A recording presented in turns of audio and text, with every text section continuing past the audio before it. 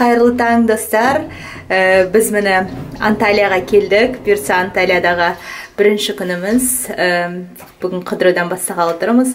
Мен мұнда құрбым үйіне келдім. Алтынайдың. Алтынай сәлем, жолыққа же. Сол, біз енді қалада қыдыруға кетіп баратырмыз. Не атылып тұрсыз десе. Ал кеттік онда. Біз Анталияны аралап жүрміз. Мұнда мынандай пальма ағаштары көп екен. Қаланың ескі қала тұсына келдік. Қазір Адриан қақпасы деген мынандай қақпаға келдік. Бұл кезінде римдіктердің жері болған көрінеді. Сол кезде салынса керек. Қазір қай ғасырға тиесілі екенін айтамыз. Біз Анталиядағы атақты жерорта теңізіне келіп тұрмыз. Міне осындай көрініс, ар жағында тау. Енді сұлулықты сөзбен жеткізе алмаймыз. Қазір туристердің маусымы әлі ашылмапты. Шамамен мамыр айынан бастап туристер қаптайтын көрінеді, бірақ қазірдің өзінде күн ыстық болып тұр. Мен құрбым ол шақта тұратын. Біз жаңа ғана мына Порт-Маринадан келдік.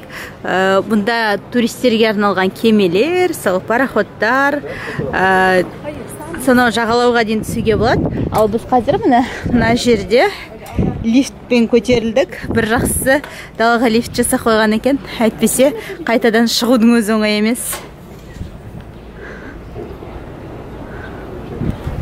Шамамен мына Анталияның көрінісі осындай. Мұнда көшелерде міне осылай мандарин өсіреді екен. Ой, мандарин емес, апельсин сияқты.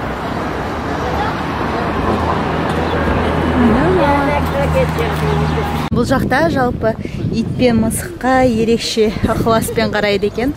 Сондай оларға тіпті осындай далада үйлер жасап қояды. Міне өзі жата береді, тамақтарын салып қояды тіпті. Осының ішінде өмір сүреді. Керемет. Достар, осымен біздің Түркиядағы, жалпы Стамбул мен Анталиядағы сапарымыз, саяхатымыз аяқталды. Бүгін Алла қаласа кешке қарай Алматымызға ұшамыз.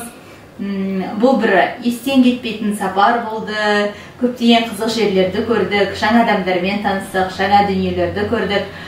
Жалпы өзі кез келген саяхат адамның бір есінде бір ерекше оқиғаларды құрайды, қамтиды, қалтырады деп айтамыз ғой. Міне біздің де бұл сапарымыз сондай сапар болды деп ойлаймын. Алла қаласа, енді Алла нәсіп етсе, болашақта тағы да Түркияға келеміз деген ойдамыз. Бұл мемлекет бізге бір қатты ұнады. Өйткені жалпы Стамбулдың өзі, мысалы маған бір түрк әлемінің ғана емес, жалпы мұсылман әлемінің бір орталығы сияқты әсер қалдырды.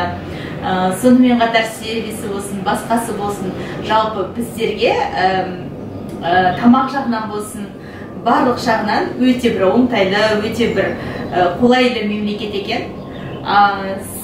Сондықтан да қатты ұнады. Сонысымен бір болашақта да біздің бұл елге сапарымыз келетін көп болады деп ойлаймыз. Алла соған жеткізсін. Өздеріңізге де осындай бір саяхат нәсіп болсын. Каналымда келесі кездескенше аман сау болыңыздар. Бұл қала туралы, жалпы бұл мемлекет туралы сіздерге пайдалы ақпараттармен келесі видеоларымда бөлісетін боламын. Ал өздеріңізбен келесі кездескенше лайк басып, қолдап, пікір жазып тұруды ұмытпаңыздар. Сау болыңыздар.